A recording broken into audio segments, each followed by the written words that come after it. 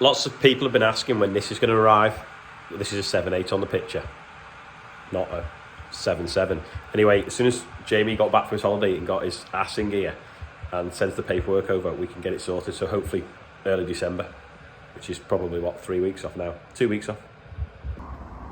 We've got a demo telly out there, but you want to see what's on the front of the trailer that's brought it.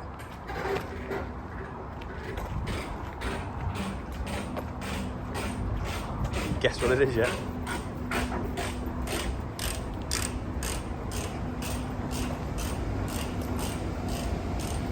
Proper classic legend.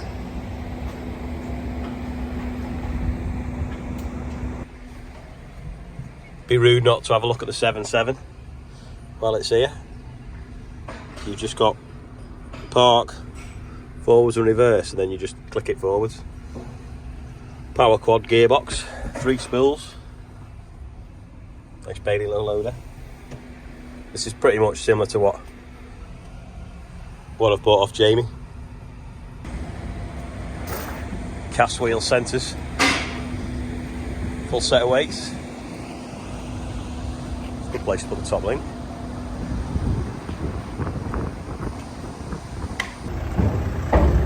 Yeah, so they've brought this BOBCAT for us to try. It's a bit of an animal by the looks of things.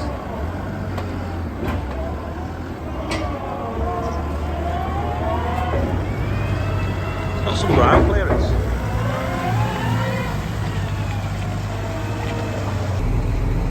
This is the best thing about these 7.8s.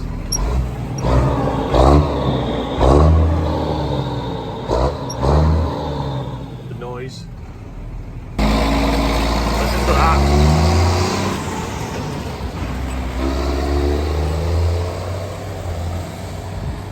I don't think there's a better sound than engine. Oh, by the way, I've had a proper shave. Look at that. He's had a haircut. Make it raw. Robin's trying to undo the wiring plug there. Chloe's hiding. Because she's going to put the exhaust on Andrew's tractor in a minute. And she's thrilled about it. That top plug there in the middle of the screen with the red bit is seized. And it won't undo. Should we try and get them long reach mold grips? Can do if you've got them somewhere. See if we can get these in and grab it with them. I think you might need planning permission for that, being so close to the airport. What do you think, Chloe? A nod. He's got it. Let's see if it's green inside the plug.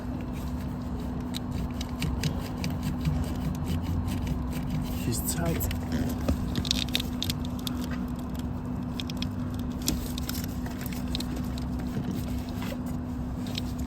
This is the transmission wiring. Very tight. That's how kids undo chargers, they pull them by the wire, not the plug.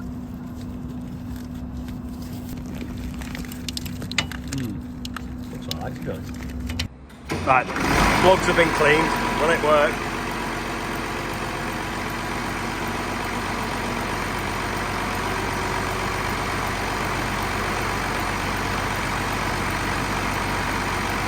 Nope.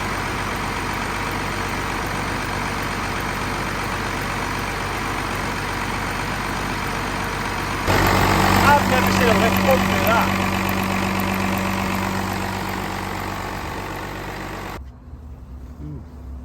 Took the joystick apart. What's wrong with it? Anything? Looks alright, doesn't it? Yeah, looks clean. Simple enough.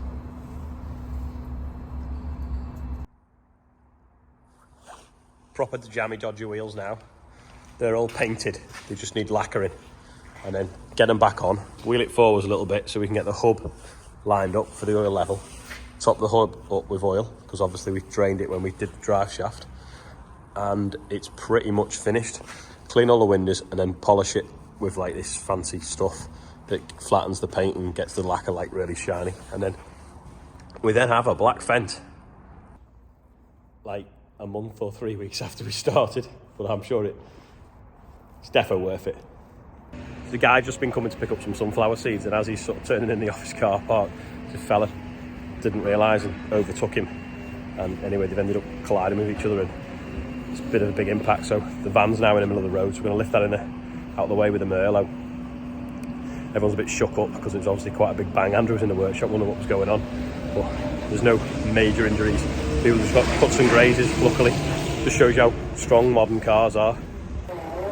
Don't scratch the door. You might have to get further forwards. It's a balance.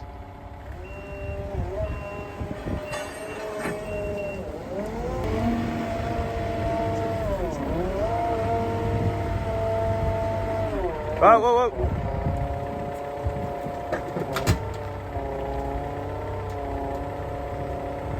So you got it.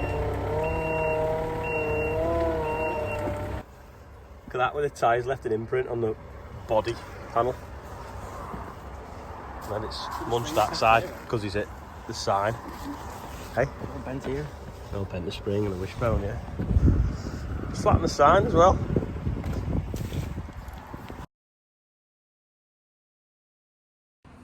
Two hours later, still no joy. But I've just gone underneath and I've found some plugs down there with water in, because this has obviously been jet washed within an inch of its life when it went into the dealership, and then it stopped working, so we think there could be water in something. So Rob's just cleaned all them plugs out now, so we're going to try it again. Fire in here.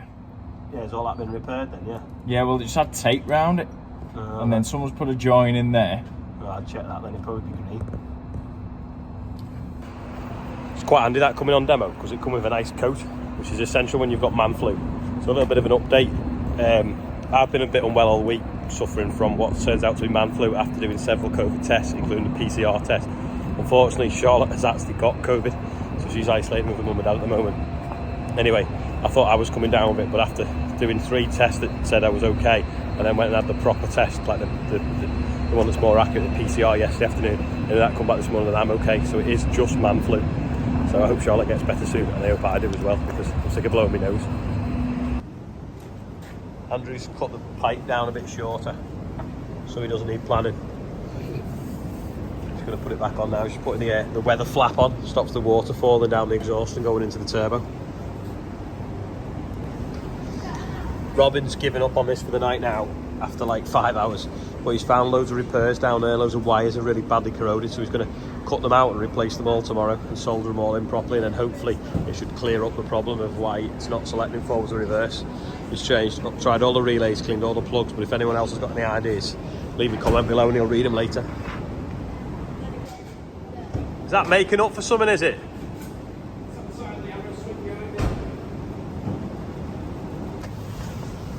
Ooh, look at that with the new mat. I know you've cleaned it. New interior. That case that's coming, it's done that, you know, the tops fell off the sunroof if you look in the pictures, which is a bit of a shame. So if anyone knows where you can get it. 180 quid for one of them. 180 quid for that? Yeah. For that? Oof. Put a sticker over it.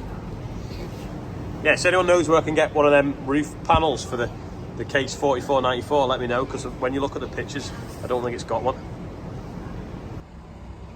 Run out of time today, but we'll have a proper look at that Bobcat tomorrow. It's got foam-filled tyres, apparently. Just putting a Kramer away, and I can't get the lights to work. I've got the sort of road lights on, but I can't get the work lights to work on the boom, and they're LED.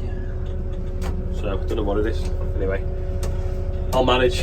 I'll have a proper look tomorrow in daylight. Regarding the crash before, we've actually got it on the CCTV cameras, and my dad was really lucky. If it had been another few paces in front, he'd have been wiped out by this flying Focus, or if the van had turned a little bit more, it might have knocked the Focus into my dad. And I'll show you the CCTV and you can see just how much of a lucky escape he had, considering he was minding his own business walking across the road.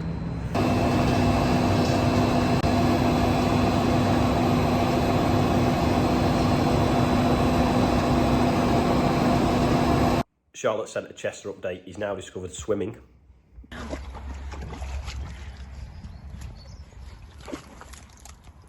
out. Come out.